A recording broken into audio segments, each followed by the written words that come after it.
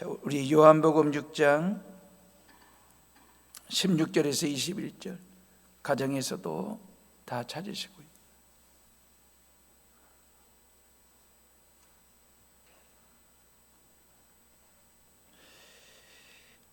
우리 다 같이 찾았으면 성전에서 가정에서 하나님의 말씀입니다. 다 같이 읽습니다. 저물매 제자들이 바다에 내려가서 배를 타고 바다를 건너 가버나움으로 가는데 이미 어두웠고 예수는 아직 그들에게 오시지 아니하셨더니 큰 바람이 불어 파도가 일어나더라. 제자들이 노를 저 10여리쯤 가다가 예수께서 바다 위로 걸어 배에 가까이 오심을 보고 두려워하거늘 이르시되 내니 두려워하지 말라 하신데 이에 기뻐서 배로 영접하니 배는 곧 그들이 가려던 땅에 이르렀더라.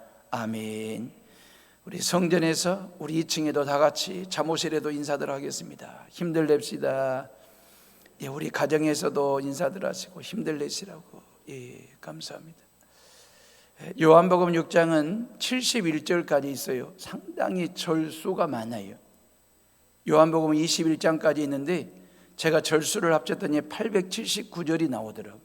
이걸 21로 나누었더니 평균 42절 정도가 맞아요. 근데 6장만 71절까지 아주 긴 절을 가지고 있는 요한복음 6장이거든요. 근데 내용은 딱 3가지만 다룹니다. 1절로 15절까지 우리가 잘 아는 오병이어의 기적 이야기를 합니다. 베세다 광야에서 보리빵 5개와 물고기 2마리 가지고 예수님께서 5,000명을 배불리 먹이시고 12광지를 남긴 기적 이야기 말입니다. 이런 얘기할 때마다 은혜가 빵빵하죠. 즐거움이 빵빵하죠. 행복이 빵빵하죠. 오병이어 5개 빵 가지고 말입니다. 이런 일을 행하신 그 얘기가 15절까지 나와요. 그리고 16절부터 21절까지는 제자들이 갈릴리 바다 정중앙에서 큰 파도를 만나요. 풍랑을 만나가지고 금방이라도 침몰할 것만 같은 죽음의 위기 상황에 고난을 당하는 제자들의 모습이 21절까지 나와요. 그리고 22절부터 71절까지 예수님의 긴 설교가 나옵니다. 그 설교의 내용은 이런 거예요. 예수님이 생명의 떡으로 오셨다는 거예요. 예수님이 생명의 빵으로 오셨다는 거예요. 생명의 빵 대신 예수 빵을 먹어야, 그 예수 빵 대신 그 예수님을 믿어야 죄 사함 받고 하나님의 자녀가 되고 구원받는다라고 하는 이 복음 설교를 예수님이 22절부터 71절까지 긴 시간에 걸쳐서 설교를 하세요. 자, 그러면 여러분들이 머릿속에 말이에요, 이 요한복음 6장 전체 내용을 머릿속에 이렇게 담고 한번 상상을 해보세요. 어떤 구도가 만들어지는지, 어떤 구조가 이렇게 만들어지는지 그 말입니다. 저는 이 요한복음 6장을 이렇게 묵상하면서 샌드위치가 생각이 났어요. 햄버거가 생각이 났어요. 그저 먹을 것밖에 생각 못하는 목사처럼 느껴질 수도 있지만 제가 이 6장을 보면서 말이에요, 오병이어의 빵과 그죠? 예수 빵 사이에 그 말이에요, 16절부터 21절 제자들의 모습이 레시피처럼 그 말이에요, 패티처럼 그 말입니다. 이렇게 들어가 있는, 깔려 있는, 놓여 있는 햄버거 구도를 갖추고 있는 요한복음의 6장 내용 말입니다. 제가 요한복음 6장 판 햄버거를 만들어 드릴 테니까 맛있게들 드시고 영적으로 건강한 성도들 되시기를 주님의 이름으로 축원합니다. 햄버거는 어떻게 만듭니까? 제가 검색을 해봤더니 모닝빵 2장을 준비하고 그 모닝빵 사이에다가 토마토, 야채 샐러드, 고기 패티, 양파 슬라이스 치즈, 모짜렐라 수레 치즈 이런 레시피를 넣고 간장과 데리야끼 소스와 설탕과 올리고당과 물과 마요네즈 전분가루를 만든 소스를 골고루 이렇게 뿌려주면 아주 맛있는 맛깔스러운 햄버거가 된대요. 그럼 요한복음 6장표 햄버거를 만든다면 오병이어 빵 이야기 말입니다. 보리빵 5개 가지고 5,000명을 배불리 먹이신 이 빵이잖아요. 그리고 예수님께서 당신을 생명의 떡으로, 생명의 빵으로 예수빵 먹으라고, 예수빵을 믿어야 된다라고 하는 이 이야기, 2개의 빵 사이에 레시피가 들어와 있잖아요. 근데 그 레시피가 맛깔스럽고 향도 있고 색깔도 좋고 맛이 나는 고기 패티가 깔려있는 레시피면 참 좋을 텐데 고난이라고 하는 패티가 깔린 거예요. 고기가 아니에요. 갈릴리 바다 정중앙 한복판에서 죽을 고생, 죽을 고난, 이 고비를 맞닥뜨린 이 고난이라고 하는 패티가 깔린 레시피가 500여의 빵과 예수 빵 사이에 놓인 햄버거다 그 말이에요. 어떻게 해요? 주문하시겠어요? 드시겠어요? 많은 성도들이 그 말이에요. 예수 그리스도를 믿는다고 한다면 예수 그리스도를 믿는 재미는 500여의 빵과 예수 빵 사이에다가 소경 바디메오가 눈뜬 이야기, 이런 정말 맛깔스러운 레시피 패티가 깔린 햄버거 정도, 각색 병등자들이 고침받고 치유된 얘기들, 죽은 나사로가 살아난 이야기들을 레시피로 삼고 패티로 삼아가지고 요한복음 6장판 햄버거를 만들어주면 참 좋을 텐데, 이거 히트 상품이 될 텐데, 왜 예수님은 그 중간 레시피를 고기가 아닌 고난이라고 하는 패티를 깔아 놓으시고 이렇게 진열해 놓았을까라고 하는 얘기입니다. 베세다 광야의 들판에 모인 남자 장정만 5천, 딸린 식구들까지 합치면 2만 명이 넘는 무리들이, 군중들이 모인 거예요. 이런 벌떼 같은, 개미떼와 같은 인파들이 몰려든 이유가 뭘까요? 그만큼 이 백성들의 마음속에 응축되어 있는 응어리가 있다는 얘기잖아요. 로마의 지배 아래 있지, 경제적으로 수탈을 당하고 있지, 정치적으로 억압을 당하고 있지. 이 로마 제국으로부터 벗어나고는 싶은데, 해방되고는 싶은데 지도자도 없지, 힘도 없지, 미래도 없지, 희망도 없지. 그런데 예수가 등장을 한 거죠.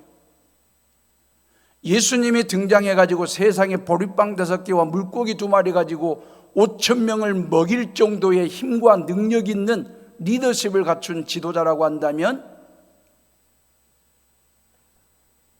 그러면서 백성들의 민심이 예수님을 왕으로 옹립하고 추대하려고 하는 그런 민심이 만들어지게 된 것이거든요.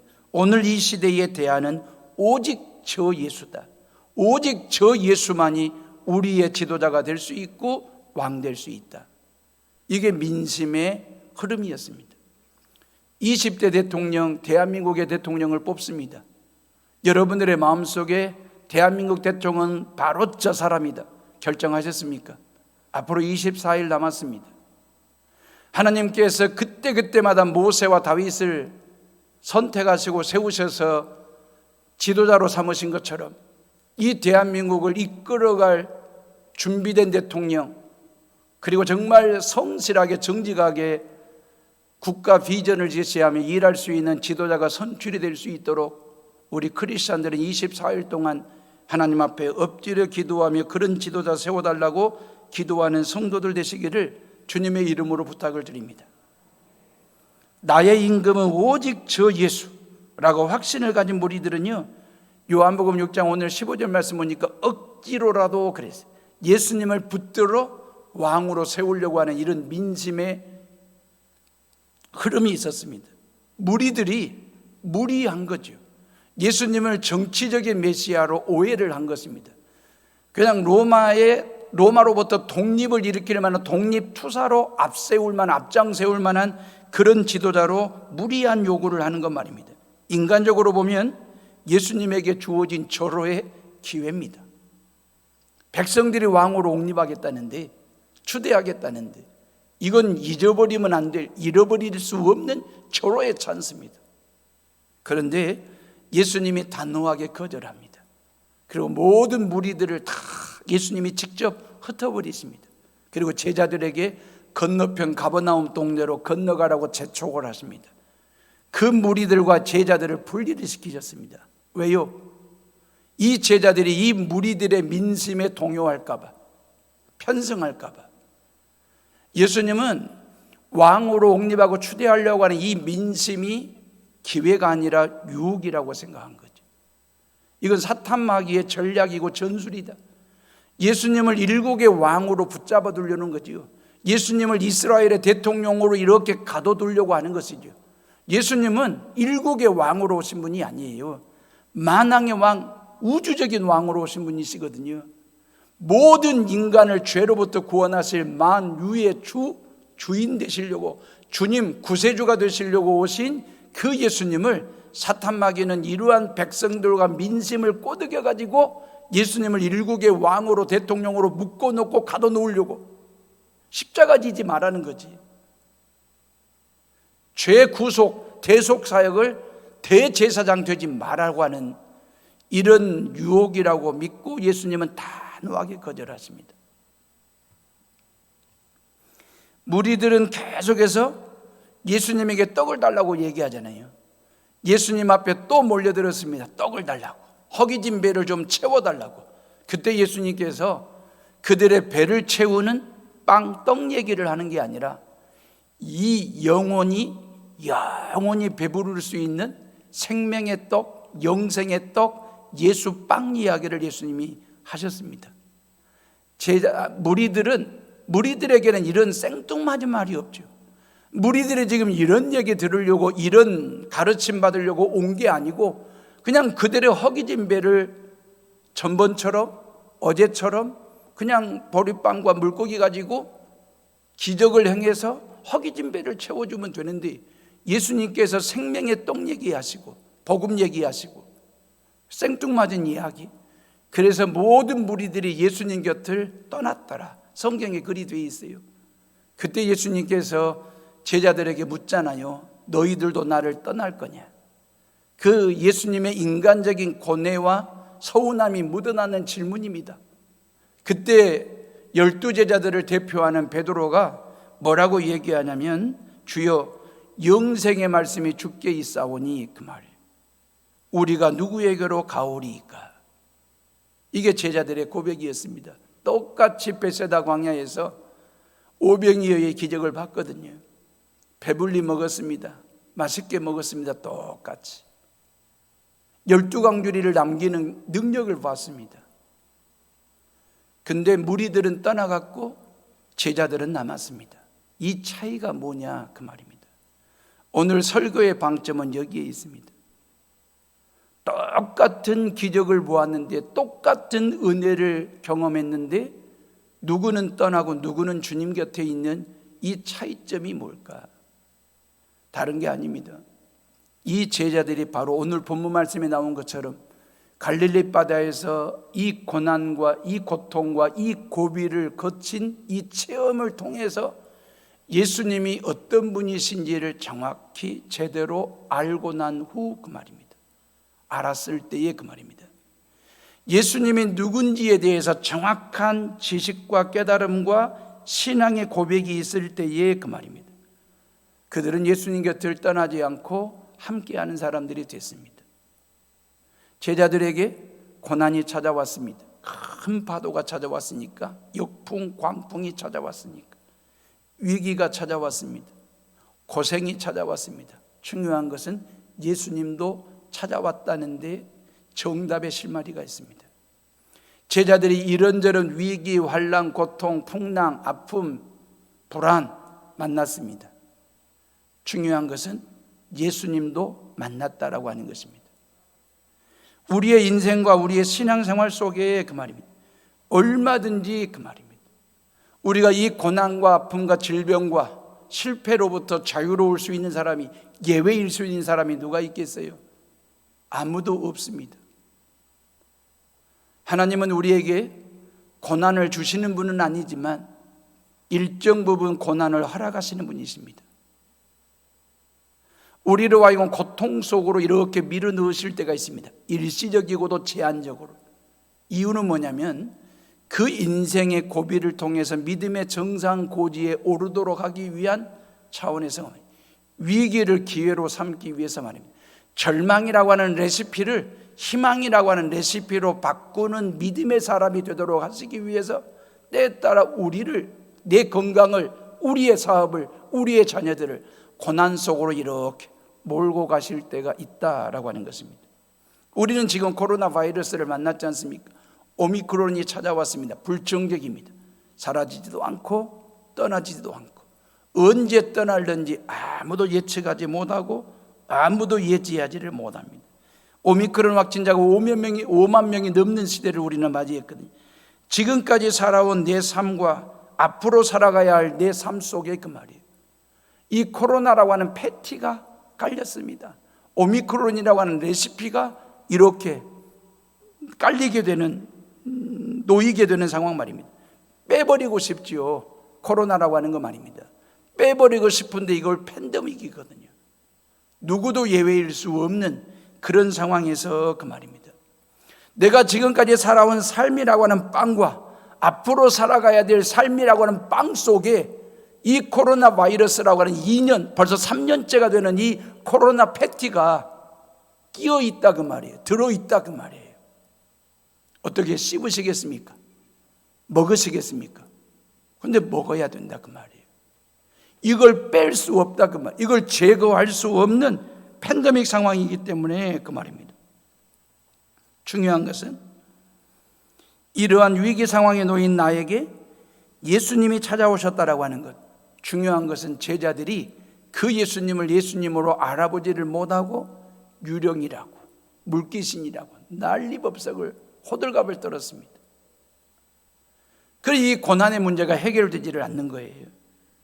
많고 많은 성도들이 고난이 찾아오면 하나님께서 나를 잊어버리신 것일까? 하나님께서 나를 이렇게 사랑하지 않는 것은 아닐까? 왜 하필이면 나야? 라고 하는 이 의구심 말입니다. 이 불안감 말입니다. 그러면서 많은 사람들이 내가 왜 이런 고난을, 아픔을 당하는 거지? 그 이유를 찾아보지만 세상 살이는 말입니다. 그 이유를 다 찾을 수 있는 일이 아닙니다. 고난은 하나님으로부터 오는 것은 아니지만 하나님께서 일정 부분 허락하실 때가 있다 그 말이에요. 우리로 하여금 더 큰 믿음을 갖도록, 우리의 신앙의 뿌리가 더 깊이 내리도록, 우리의 삶의 지경을 더 단단하게 넓혀주시기 위해서 그 말입니다. 저와 여러분들의 신앙이 고목이 아니라 신앙의 거목이 되도록 하시기 위해서 그 말입니다. 지금 예수님께서 오병이어의 기적, 이 엄청난 신비로운 행복감에 들떠있는 제자들로 하여금 이 죽음의 고비를 만나게 하신 이유가 뭐냐면, 이 죽음의 고비를 허락하신 이유는 뭐냐면 12제자들을 신앙의 거목으로, 거인으로, 거성으로 세우시고 쓰시고자 하시는 하나님의 프로그램 속에 있는 고난 말입니다. 우리가 존경하는 신앙의 선배들, 그 신앙의 거목들을 봐보세요. 그들은 순탄한 사람들이 아니었습니다. 원하는 대로 다 성공했던 사람들이 아니었습니다. 그들의 신앙과 그들의 삶을 들여다보면 얼마나 많고 많은 환난이나 고난이나 아픔이나 질병과 여러 가지 고통 속에서 그걸 다 믿음으로, 기도로 이겨내고 난 후 그들은 신앙의 거목으로 하나님 앞에 섰고 쓰임받았던 것을 보게 되거든요. 근데 의외로 말입니다, 교회 안에 신앙의 고목들도 많습니다. 속이 텅 빈, 예수 믿은 지 수십 년이 됐다는데도 속이 텅 비어가지고 언제 넘어질지 불안불안한 신앙의 고목으로 남아있는, 서있는 크리스찬들의 모습 말입니다. 코로나가 우리로 하여금 견딜 수 없는 두려움도, 무서움도, 고통도, 고비도, 고생도 시키지만 이 코로나 팬데믹 상황 속에서 나의 신앙은, 내 믿음은 신앙의 거목인지 고목인지를 다시 한번 확인하고 점검하는 그런 계기로 삼는다면 이 코로나는 걸림돌이 아니라 디딤돌이 될 수 있다라고 하는 거죠. 예수님은 무리들을 흩어버리시고 제자들을 건너가라고 재촉하시고 난 후에 예수님은 따로 한적한 산에 가셔서 혼자 기도하셨습니다. 뭔 기도를 하셨을까요? 이 무리들과 제자들이 바른 메시아관을, 바른 그리스도의 신앙을 가질 수 있도록 아마 하나님 앞에 간절하게 먼저 기도했을 것 같습니다. 예수님을 보고도 정치적인 메시아로, 독립투사로 오해하고 그 무지를 착각을 하는, 유령이라고 귀신이라고 착각을 하는 이 무리들과 제자들이 하나님의 아들로 예수님을 볼 수 있는 영적인 눈이 뜨게 해달라고, 하나님 앞에 그런 기도를 예수님이 하셨을 거라고 추론을 해봅니다. 예수님께서 산에서 혼자 기도하실 때에 12제자들은 물 위를 항해하고 있었습니다. 비록 캄캄한 밤이었지만 제자들의 마음은 들떠 있었을 것입니다. 왜? 벳세다 광야에서 오병이어의 기적을 봤거든. 또 다른 기대를 하고 있을는지도 모릅니다. 내일 오전에 가버나움 동네에서 한 번만 더 오병이어의 기적을 일으키시면 예수님은 전국적인 인물이 되고 이스라엘의 왕 겉돈이 될 거라고 하는 이 기대감을 가지고 그들은 항해를 하고 있었을 것입니다. 그리고 백성들의 민심도 확인을 했잖아요. 예수님에게 전폭적인 지지율이 몰려있는 상황을 확인하고 배를 타고 가버나움을 향하여 가는 이 항해는 크루즈를 탄 것처럼 즐거운 여행처럼 말입니다. 근데 인생은 꼭 이렇게 즐겁지만은 않습니다. 오늘 말씀의 18절, 우리 다 같이 18절을 읽어봅니다. 시작. 큰 바람이 불어 파도가 일어나더라 그랬어요. 바다 한가운데 큰 바람이, 그것도 역풍이 일어난 것입니다. 19절 말씀에 보니까 제자들이 노를 저어 10여리쯤 가다가 예수께서 바다 위로 걸어 배에 가까이 오심을 보고 두려워하거늘 그랬어요. 10여리쯤, 이 말은 5km에서 6km 정도가 되거든요. 그러면 갈릴리 바다는 길이가 21km예요. 폭이 11km입니다. 그래서 바다만큼 넓다고 해서 그들은 갈릴리 바다라고도 말하고 갈릴리 호수라고, 정확한 표현은 호수가 맞죠. 그러면 벳세다 광야에서 가버나움 동네까지 직선거리는 11km가 되는 것이거든요. 이 11km를 건너가는 상황, 시간은 밤 사경, 그랬는데 밤 사경은 새벽 3시부터 6시 사이입니다. 가장 어두운, 칠흑 같은 어두운 시간에 그들은 위기를 만난 거죠. 어찌 보면 12명의 제자들의 인생 최대의 고비를 만난 것인지도 모릅니다. 아마 그들은 정상적으로 항해를 했으면 진즉 가버나움 동네, 가버나움 항에 도착을 해가지고 예수님 오시기를 기다리고 있었을는지도 몰라. 근데 그들은 바다 한복판에서 바람과 파도와 싸우느라고 꼼짝달싹 못하고 있는 위기 상황에 놓인 제자들의 모습 말입니다. 인생을 이러한 항해에 빗대어서 비유적으로 설명하시는 분들이 꽤나 많습니다. 항해 중에 만나는 풍랑, 파도, 이것이 우리의 인생 중에 만날 파도 같은 위기나 고난이나 질병이나 아픔이나 상처나 실패나 이러한 것들 말입니다. 근데 미숙한 길에서만 만나는 게 아니라 익숙한 길에서도 풍랑을 만나요. 고난을 만날 수도 있어요. 평범한 길에서도 비범한 길에서도 풍랑을 만납니다. 문제는 풍랑 없는 인생 없고 예측할 수 있는 풍랑도 없다는 것입니다. 이게 예측이 안 돼요. 고난과 고통과 고비는 예고가 없습니다. 코로나 바이러스 아무런 예고 없이 들이닥쳤습니다. 우리를 공격하고 있고 공격합니다. 이 코로나의 끝날이, 우리 코로나의 끝이 너무너무 예리하고 너무너무 깊습니다. 벌써 3년 차를 맞이하는 상황 말입니다. 미국도 영국도 중국도 예측을 못한 코로나 바이러스의 공격 앞에서 이 코로나의 끝이 언제 일는지, 이 코로나의 끝이 뭘로 끝날지 아무도 몰라요.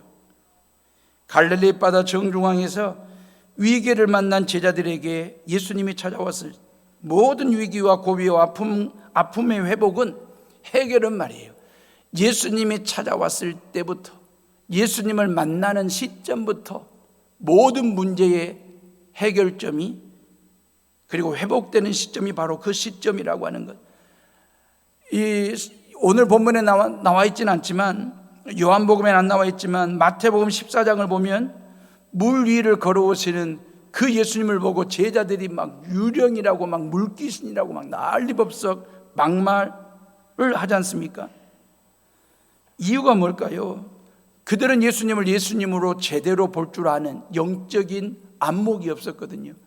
그래서 예수님에 대한 무지가, 예수님에 대한 오해가, 예수님에 대한 착각이 예수님을 물귀신 정도로 착각하는 지경까지 오게 된 상황 말입니다. 한밤중에 찾아오시는 예수님을 환영하기는커녕 구원해 주려고 오시는 그 예수님 앞에서 그들은 두려워했다. 이유는 주님을 알아보지 못했기 때문입니다. 시간적으로 어두운 밤이기도 하지만 12제자들이 영적으로 어두운 상태에 있다라고 하는 진단이 나오는 거죠. 성경에서 어두움은 죄악됨을 얘기합니다. 죄악을 상징할 때 이 어두움은 혼돈과 혼탁의 시간이거든요. 혼돈의 시기에는 필요한 것은 주님을 알아보는 분별력입니다. 현대를 불확실성의 시대라고 하잖아요. 더더욱 코로나 팬데믹 상황에서 미래가 더 불확실하고 불안합니다. 무엇 하나 확실한 게 없어요. 지금 이 상황에서 앞으로 미래가 어떻게 펼쳐질는지, 역사가 어떻게 흘러갈는지, 인류의 운명이 어떻게 될는지, 인간사회 타락이 어디까지 나아갈지, 가정이 어디까지 파괴가 될지, 과학의 발전이 어떤 결과를 초래할지, 지구 환경은 어떻게 될지, 모든 것이 어둡고 불확실합니다. 이런 어둠 속에 주님이 다가오십니다. 주님이 찾아오십니다. 선입견으로 잘못 알아볼 수 있습니다. 주님과 여러 달 동안 지냈던 제자들마저도 유령으로 예수님을 착각할 정도였으니까 실루엣만 봐도, 걸음걸이만 봐도 충분히 알 수 있는데도 제자들은 주님을 알아보지를 못했습니다. 설마 주님이 여기까지 물 위를 걸어서 올까? 아니지. 그래서 유령이지. 그런 거죠. 사랑하는 에오름의 식구들이여, 불확실한 시대일수록 확실하신 분이 계십니다. 그분이 바로 예수 그리스도이십니다. 불안한 시대일수록 평안하게 하시는 분이 계십니다. 그분이 바로 예수 그리스도이십니다. 내가 위기 상황에 놓여 있는데 어느 누구 한 사람 찾아오는 사람 없어 외로움에 떨고 있을 때 확실하게 꼭 반드시 찾아오시는 분이 계십니다. 그분이 바로 예수 그리스도이십니다. 예수 그리스도가 우리를 찾아오실 때는 상황 파악을 하러 오시는 분이 아니라 상황을 종료시키시려고 오시는 분, 확실하신 분이십니다. 우리의 형편과 처지와 여건 상황 파악하려고 오시는 분이 아니라 이 상황을 종료시키시기 위해서 그 말입니다. 중요한 것은 그 예수님을 하나님의 아들로 알고 믿고 고백할 줄 아는 영적인 눈이 우리에게 있느냐, 아니면 그 영적인 눈이 감겨 있느냐, 이게 중요한 거예요. 유령이라고 호들갑을 떠는 제자들을 향하여 예수님께서 그냥 딱 하고 혼 좀 낼 법도 한데, 오늘 20절 말씀에 보니까 뭐라고 얘기했습니까? 다 같이 읽어봅니다. 시작.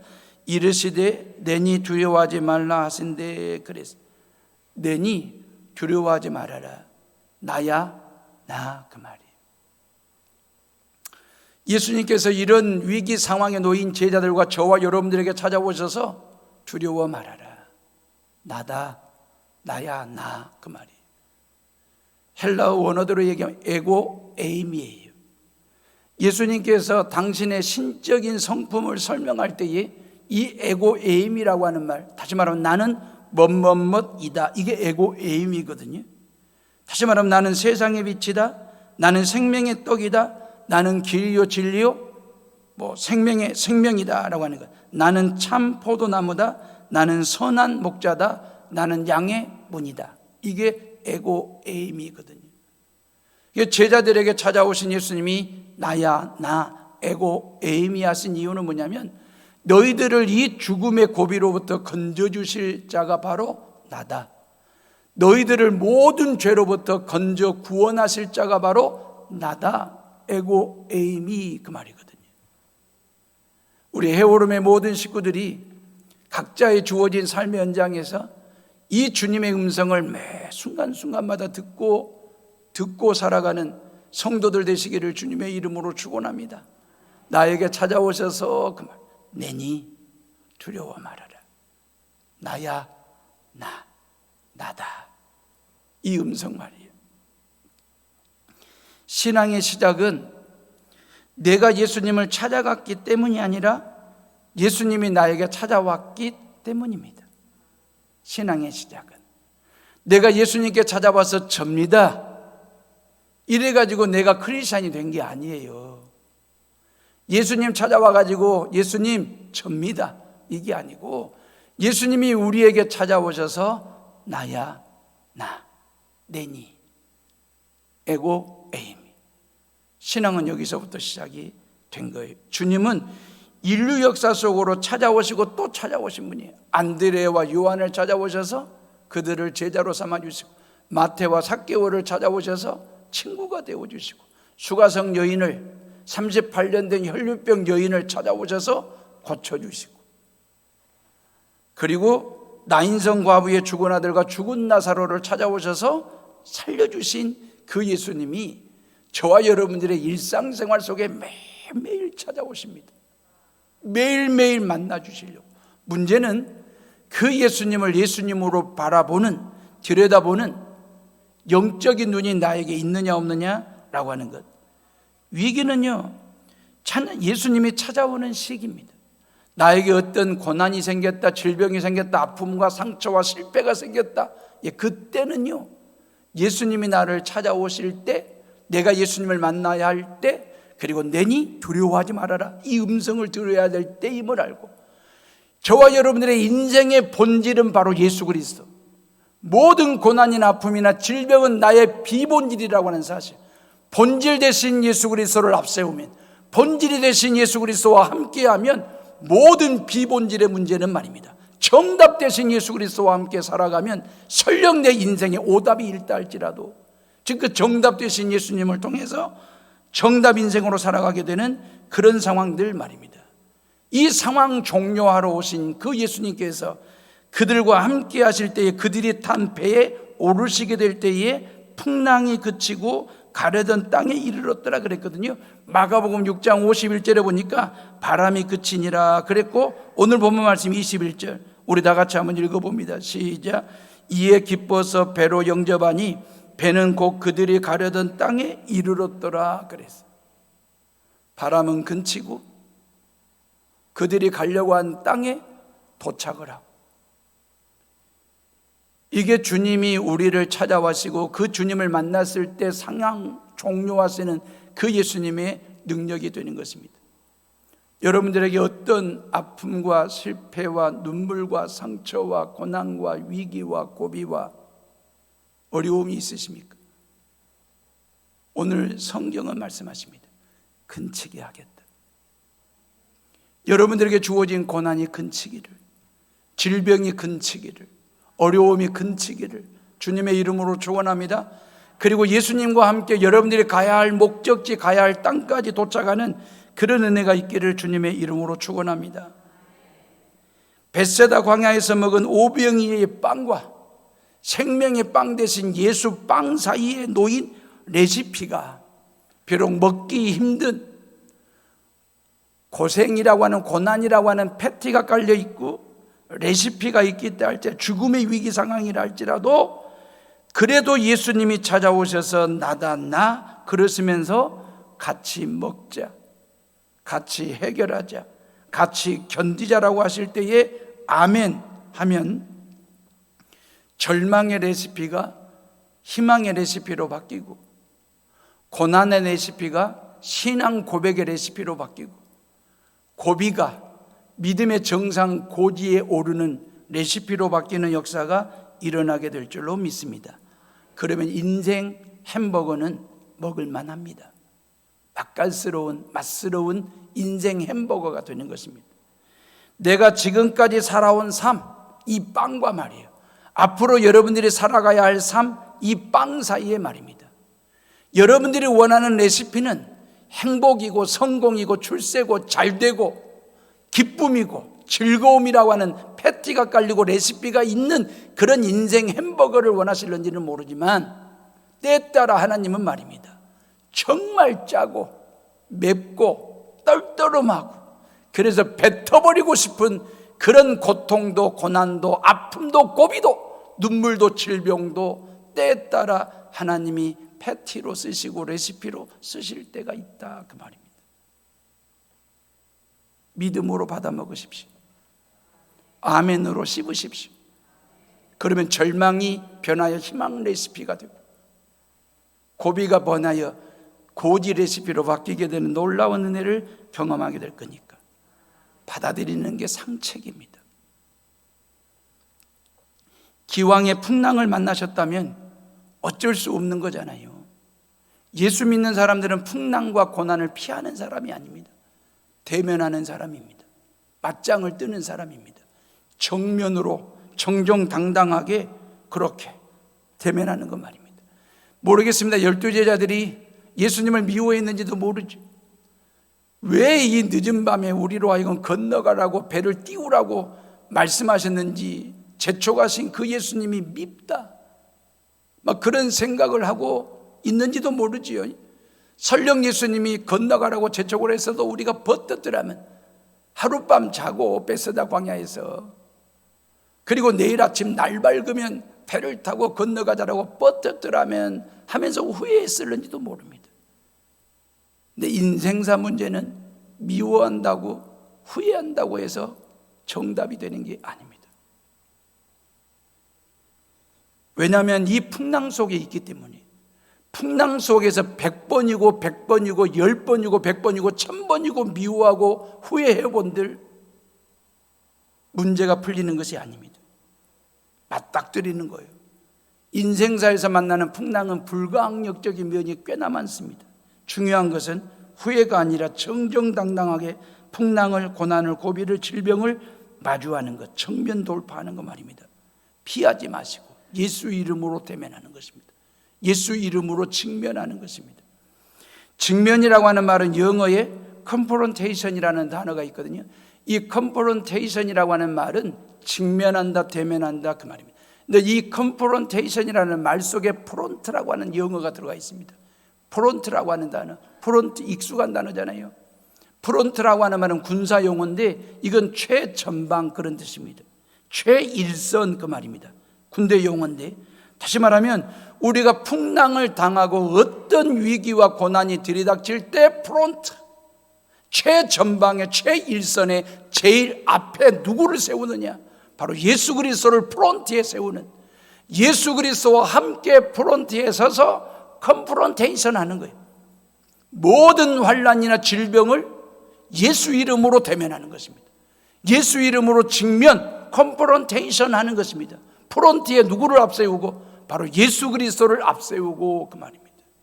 그리할 때에 바람이 근치고 파도가 근치고 가고자 하는 목적지까지 도착하게 되는 놀라운 하나님의 은혜의 역사가 우리에게 주어지고 채워진다는 사실을 믿으시기를 주님의 이름으로 축원합니다. 주님과 함께 그 말이에요. 결론입니다. 찾아오신 주님을 만난 제자들의 고백이 나와요. 이게 마태복음 14장 33절에 배에 있는 사람들이 예수께 절하며 이르되 진실로 하나님의 아들이로소이다 그랬어요. 예수님에 대한 무지가 이 고난 체험을 통해서 풀렸습니다. 예수님에 대한 오해가 이 고통스러운 순간을 이겨내면서 직면, 대면, 컨프런테이션 하면서 풀렸습니다. 아, 이 예수가 바로 하나님의 아들이시구나, 우리가 기다리고 기다렸던 메시아 그리스도이시구나라고 하는 예수님에 대한 모든 무지와 오해와 착각이 풀리면서부터 그들은 예수를 당신들이 타고 있던 배 위에 선장으로 모시는 12제자들의 모습이 오늘 본문에 나와 있는 이야기이거든요. 이게 믿음의 정상고지입니다. 지금 예수님께서 고난을 통해서라도, 고난을 주시는 분은 아니지만 고난을 허락하시는 일정 부분 말입니다. 이 고난을 통해서 12제자들을 이 고비에서 어디까지 끌어올리기 위함입니까? 믿음의 정상 고지에 오르도록 하기 위해서 예수 당신을 보고 하나님의 아들이라고 하는 이 신앙 고백을 보기 위함입니다. 그러니까 우리에게 주어진 고난은 고생이 아니에요. 고백하도록 하기 위함이에요. 고생시키려고 고난을 주시는 분이 아니고 신앙 고백을 하도록 하기 위함이에요. 그냥 고비에 묻혀가지고 후회하고 미워하면서 살아라고 이게 아니고 이 고비를 넘어 믿음의 정상고지에 오르도록 하시기 위해서 때에 따라 하나님이 우리에게 고난을 허락하신다라고 하는 것 말입니다. 결론적인 얘기인데 하나만 더 얘기할게요. 제자들에게서 좋은 점이 뭔지 아십니까? 끝까지 말씀에 순종했다라고 하는 것입니다. 예수님께서 건너편 가버나움 동네로 건너가라고 막 예수님이 막 재촉을 하셨거든요. 왜? 이 엄청난 무리들과 떼어놔야 되거든. 분리를 시켜야 되거든. 왜? 왕으로 삼으려고 하는 이 민심에 12제자들이 동요하고 편승할까 봐. 그래서 그 예수님의 말씀에 순종하여 가버나움을 향하여 항해를 하다가 이 풍랑을 만난 것이거든요. 말씀에 순종했는데도 만약에 12제자들의 말씀에 불순종이나 해가지고 이런 위기, 고난을, 고통을 당했다고 한다면 당연시할 수도 있어요. 근데 말씀에 순종했는데 주님이 가라고 해서 저 건너편 가버나움으로 가라고 예수님이 방향을 제시했지 않습니까? 목적지를 알려줬지 않습니까? 그 말씀에 순종하여 가다가 역풍을 만났습니다. 고난을 만났습니다. 위기를 만났습니다. 풍랑, 역풍을 만났습니다. 이 역풍과 풍랑을 극복하는 아주 간단한 방법이 있습니다. 뱃머리를 돌리면 됩니다. 앞에서 들이치는 역풍과 광풍과 파도를 이겨내는 방법은 뱃머리를 돌리면 그때부터는 배 뒷전을 파도가 바람이 때려주기 때문에 벳세다 광야로 다시 돌아오는데 아주 거뜬합니다. 아주 쉽습니다. 뱃머리를 돌리면 됩니다. 근데 12제자들은 이 죽음의 위기 앞에서도 뱃머리를 돌리지 않고 주님이 가라고 하신 그 목적지를 향하여 꼿꼿이 컨프런테이션 하면서 갑니다. 신앙은 속도가 아닙니다. 방향입니다. 이 코로나 시즌에, 이 코로나 팬데믹 상황에서 예수 믿기가 너무너무 힘들다고, 직장에서 주변 사람들이 너무너무 교회 다닌다고 눈총을 주기에, 너무너무 예수 믿고 교회 가고 예배 드리는 것이 힘들어서 신앙의 뱃머리를 돌려버린 이 코로나 팬데믹 상황에서 말입니다. 의외로 많습니다. 그리고 교회를 등진, 예수님 곁을 떠나버린 신앙의 뱃머리, 말씀의 뱃머리, 예배의 뱃머리를 돌려버려가지고, 사랑하는 해오름의 식구들이요, 성전에서 가정에서 하나님을 예배하는 모든 주의 백성들이요, 어떤 환난이나 고난이나 아픔이 찾아와도 신앙의 뱃머리를 돌리지 마십시오.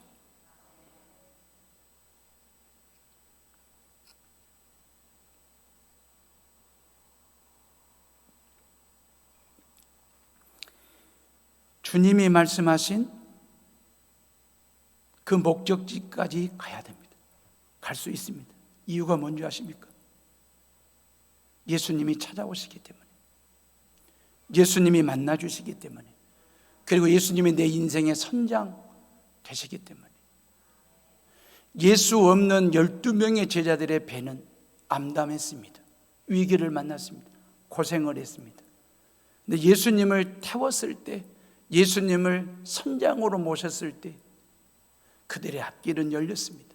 바람이 그치고 풍랑이 그치고 그들이 가야 할 목적지까지 가게 됐습니다. 여러분들의 가정의 선장이, 이 교회의 선장이, 여러분들의 사업의 선장이 누구십니까? 예수님을 선장으로 모시고 사는 그 인생 햄버거는 말입니다, 그 레시피가, 패티가 고기가 아니고 고통이라 할지라도, 비록 그 레시피 자체가 쓰고 짜고 맵고 거칠어가지고 떨떠름해가지고 뱉고 싶은 질병이고 실패이고 아픔이고 눈물이고 고통이고 고생이라 할지라도, 내가 지금까지 살아온 삶의 빵 위에, 그리고 앞으로 살아가야 될 삶의 빵 속에 놓여있는 이 패티와 레시피, 내용물에 상관없이 예수님께서 먹여주시는 대로 먹고 주님과 함께 씹고 주님과 함께 동행하셔서 우리가 가야 할 목적지까지 나아가는 저와 여러분들이 다 되시기를 주님의 이름으로 축원합니다. 우리 기도하겠습니다.